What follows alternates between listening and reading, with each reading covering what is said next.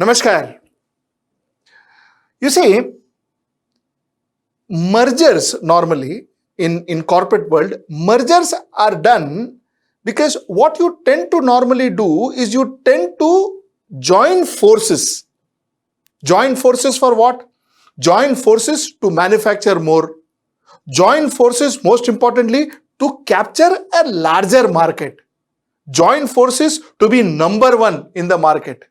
This is why normally mergers are done. Now, we also did some mergers with our banking systems. Now, 10 major PSUs merged together to become 4. Now, the reason why we merged, possibly our banking system or our banks merged, is not really to capture the market, or it is not really to give better services, or to give to spread out. That was not the reason. The reason possibly why our banks merged is because the profit-making bank or a bank that was doing well would take care of banks that were not doing well, that was making losses, that was ruining the bank, the depositors' money. That's why we announced these mergers. It was possibly to protect. Intentions were good. It was possibly to protect the depositors' money and ensure that it doesn't go away like PMC Bank and others. Akhilesh, what a pleasure to have a conversation with you after a long time. Yes, So I Sujit, we think have post been my missing our COVID, conversations. this is the first conversation we are having. Yes, Sujit. Akhilesh, ये merger का story क्या है? Why are we merging banks? In India, Sujit, the history of bank mergers always has been that when a bank is on the verge of collapse or failure and you need to protect the depositors' interests, then you have a merger taking place. So it is always that some bank has gone bankrupt and going bust. You need to protect depositor interests. You need to prevent the systemic collapse. You need to prevent chaos in the system. So you merge banks. So you will often see that mergers take place in situations where bank failures have taken place or they are imminent. That's the background of bank mergers in India. It's always to put a weaker bank on the shoulders of a stronger bank. Unfortunately, what has happened because of that is the stronger banks have become weak in India. So you have got banks like Punjab National Bank, for example, which have had a history of too many mergers taking place. The bank itself has become one of the worst performing banks in the country. So in India, the weaker banks' weakness is so much and so endemic and so pervasive that the bigger ones only collapse under the weight of all the weaker ones being put on their shoulders. That's been the history of bank mergers in India. The recent history has been that the government claims and says that one of the biggest reform it is getting in the banking sector is through mergers. Of course, the underlying theory is completely the same. There were 14 public sector banks which had gone bankrupt. They needed to salvage them, and the best way was to merge them with the stronger banks. In the process, what has happened is the stronger banks have only become weaker, and that is reflecting in the balance sheets of all the banks which have got merged. That's the recent history. You spoke about 10 public sector banks becoming 4. If you look at those which have got merged, for example, Allahabad Bank, a bankrupt bank, has been merged with Indian Bank. So 2 became 1. Indian Bank was a stronger bank. And you can be sure that the fortunes of Indian Bank will now dip phenomenally in the coming years because of one rotten bank being put on its balance sheet. That's the history, Sujit, as far as mergers is concerned. It has had nothing to do with better market share, as you pointed out. It has nothing to do with better reach. It has nothing to do with a stronger balance sheet. All those what we read as reasons why you should have are not the ones. Aren't we putting our entire banking sector at risk, especially the PSU banks? Sujit, PSU banks were always at risk. They were always at risk of political meddling. They were always meant to be the pocket burrows of those powerful politicians. So PSU banks were always at risk. And it is very evident from the fact that every year we are pumping in more and more money into PSUs to recapitalize them. But having said that, your point is correct. While already the sector faces a lot of political interference because of which the bank is never really run as one which should be run as a commercial organization, But now, with failures and bankruptcies and other weaker banks being thrust on those which are a little stronger, they collapse also under their weight. So we are certainly making the sector only more weaker, according to me. Correct. Because see, somewhere down the line, fair enough. I understand that the depositors, poor depositors, they should not lose their money. They are now at least safeguarded that they're useless banks which messed up with their money, banks which was careless with their monies, people who should be punished because they were careless with public money. Those banks now are taken over by bigger banks, and good money is now put to use to secure bad money. This is what has happened. So to that extent, from a social welfare point of view, fair enough. From a social point of view, fair enough. But from a commercial point of view, this is kind of taking us nowhere. Is it? Yeah, Sujit. While you're right in pointing that out, but let's talk about the cost of social welfare. Just because a politician and a babu wants to meddle in a bank, and just because crony lending has to take place, and just because bankers don't like accountability, what is the cost we are paying? In the last 5 years alone, if I talk, 3.5 lakh crores have been pumped in by way of additional capital in banks because that much money was lost. I think that's a heavy cost we are paying, Sujit. Achha, tell me, Akhilesh, what guarantee that after the merger everything will be fine? After the merger, the erring bank will now all of a sudden be very efficient and very effective and will start functioning well. What is the guarantee of that? The guarantee can come provided you say that post the merger now, a Babu and a Neta does not have a right to interfere. In other words, bring down the shareholding of the government in these banks below 50% and now make it one which is a widely held bank which is accountable to the public. Then perhaps it might improve because accountability will go up. They will be answerable. With these kind of mergers that we are talking about, nothing will improve. But Akhilesh, I get trolled for this a lot, but I still will want to continue to say this, that there are certain banks, certain PSU banks, they normally do not serve a customer, they do favor to the customer. In fact, they act as if they are doing a huge favor to the customer who have come to deposit their money or give them fixed deposits. So one has to kind of fall at their feet and then pay them the money. This is the normal routine. You see, we are actually camouflaging all that, isn't it? We are actually shielding their flaws. We are not allowing their flaws to come out, and then putting good money over all of that and making it all look good, isn't it? Very much, Sujit. What happens is that when you protect bankruptcy all the time, when you don't seek accountability, when fraudulent lending just goes unpunished, then what you're saying is what happens. Because those very employees now know that their jobs are going to be secure at any cost. Why should they not behave the way they are behaving? So we see that happening. We see no services coming in and we see rampant corruption taking place. Now, Akhilesh, why I am also talking about this subject is because there has been a diktat from RBI to conduct a customer survey, a consumer survey for all bankers. What are you going to survey? Are you being served well? I think this survey that you're talking about, I think somewhere is linked to the mergers. And maybe the Reserve Bank is trying to find out whether the mergers have improved customer services. I do not know how it can improve, Sujit. The objective of the merger was never customer-centric. The objective of the mergers was only to protect the weaker banks, and weaker also to what extent. What we are now doing at the moment is we are making two disabled persons join hands, hoping that they will become one able. It doesn't happen that way. So, first of all, mergers were never meant to be customer-centric. They never had customer services in mind. So, any such survey, I think, is dipping into the same garbage that was always there in the past as far as customer services are concerned.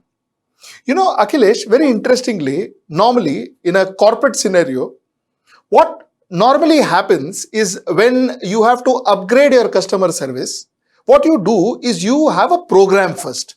You design a program for the company, for your customer service executives. In this program, you have a training that is imparted to them, maybe training that goes for weeks or months at times, okay, where they are taught to serve the customer better. There are role plays that happens. There are written tests that happens. There are various case studies that they are taken through.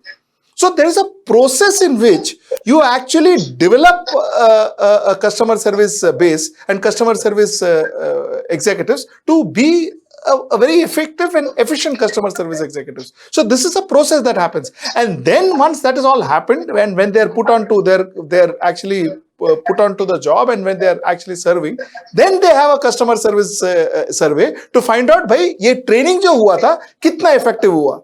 Correct. Here in our case, look at it. It's so funny. You merge two banks and then you assume that the customer service will be better. Sudhir, you merge two banks. There are two organizations with the same PSU culture being merged. There is no new culture which is being infused. There is no motivation for those two organizations which are merging into one to now be different, because market competition remains what it is. They are very secure in their jobs anyway. They are not accountable to anybody. So why will be there any kind of an improvement in customer service? There is not going to be any improvement whatsoever. I think the very basis of this survey does not meet any objective according to me, because bank mergers had not taken place to be customer specific or customer centric in any manner. If I really talk about, again, they are talking customer services. If I talk about myself as a bank customer, Sujit, what am I expecting? I'm expecting improved decision making. That if I go to borrow money, I should get a decision very fast as per the rules set. So I'm expecting improved decision making. I'm expecting some accountability. Whenever I do not get the services I deserve, somebody is answerable to me. I expect that frauds in the organization will not take place so that my money is not going to be a danger. I do not expect any kind of charges to be levied on me which were illegal, and if they do, they should be taken out immediately. I would expect that as minimum services. I'm certainly not expecting that I go to a bank branch and somebody treats me with a smile. That culture is not even expected of the bank. But will I get quicker decision making? Will I get better accountability? Will my money be safe such that frauds or illegal charges do not take place? I do not know how mergers are going to improve the situation at all, Sujit. Correct. And one doesn't even know that what were the steps taken, or were there any steps taken to ensure that all of this happens? Better decision making, better answerable, better accountability, and whether our money is safe. What decisions were taken? Akhilesh, survey also talks about banking services, right? Right. It also talks about, has there been an improvement in banking service? Correct. What improvement are we talking about? Have the loans gone up? In fact, the loan sanction growth rate has come down to a 59-year low. My God. Now you may say it is because of COVID, but then also be clear, at COVID times, the financial crisis is building up in such a big way that financial lending or bank lending should be actually at a much faster rate. The need has gone up, but the sanctions are at a 59-year low. So what is this banking services survey all about? I think what is banking services is undefined, because banking services to somebody who's part of a Jandan is going to be very different from what is banking services to a middle class in a city, to what is an industrialist expectation, to what is a crony's expectation. So we do not know what is the levels of what is the target audience or what is the definition here. And we also do not know what is the definition of customer services. Like I said, my definition of customer services, I would be a satisfied customer. If my banker takes a decision quickly, they do not violate the norms, I don't get any illegal charges, and there's accountability. If that happens, I would say my bank is giving me good services with it. But then the definition would be so different for different people. For a crony, it would mean before I come to the branch, my sanction letter must be ready. I want to go back to RBI. RBI is the one who instructed this consumer survey. Tell me, Akhilesh, what has RBI as a regulatory body done to ensure that the services of the bank, the customer services of the bank, the banking services of the bank have improved? What has RBI actually done to ensure that after the merger, the money is safe? Merger to kar diya, ye theek hai. How is the money safe? Sujit, I really do not think the RBI has managed to put in any additional input to, improve what you just spoke about.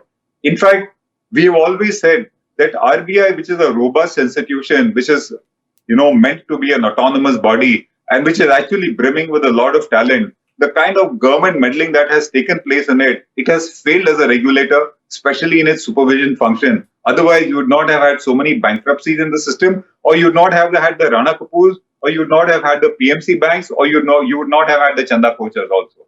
So I really don't think there has been any kind of a substantial input coming from RBI as a regulator if it is trying to look for some credit to itself?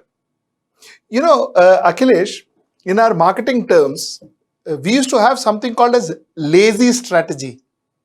You know what is a lazy strategy? A lazy strategy is one of this.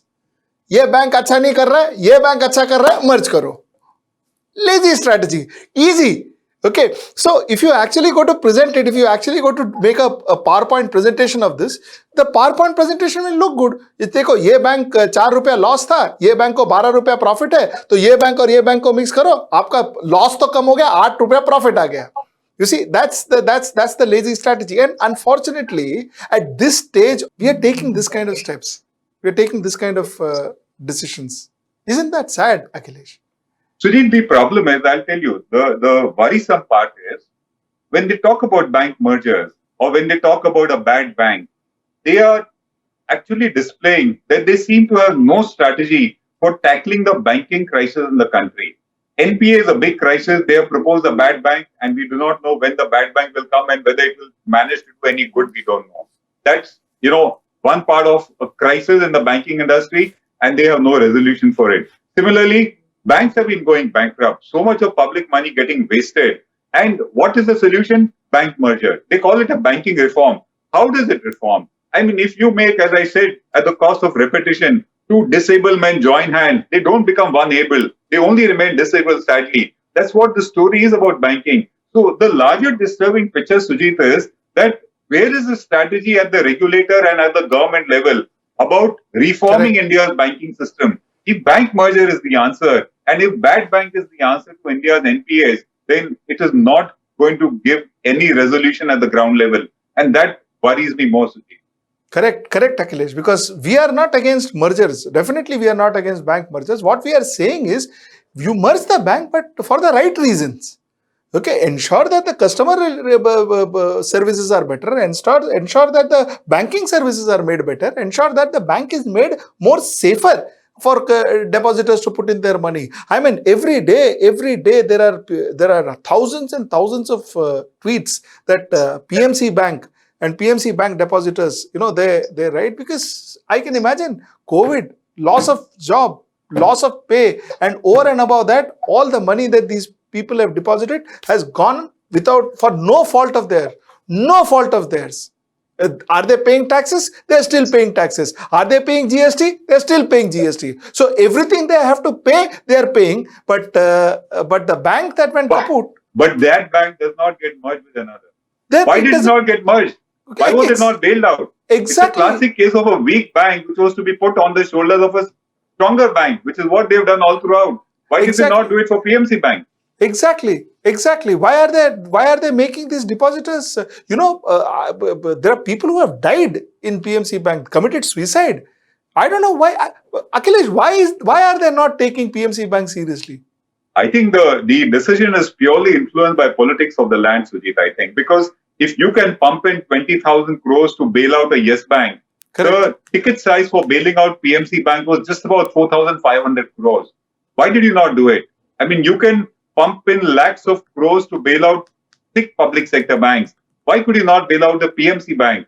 That's a question that confounds me all the time. All that I can say is these are not banking decisions; these are political decisions. Right, Akhilesh. That said, I hope the research comes through. I hope the regulatory body realizes that just by conducting research, that doesn't mean that the customer service will go up or the banking services ratings will go up. That's number one. Most importantly, I hope this research is actually conducted in a fair fashion, wherein you really go to customer and have their actual views. So that's that. Thank you so much, Akhilesh. Thank you so much. Thank you, Sujit. We'll meet tomorrow again, and this will continue now. Sure. Thanks. Bye. Hello everyone. HW News English is 2 years old now. When we started this venture, we promised ourselves one thing, that news should remain free, because right to know is the right of every Indian.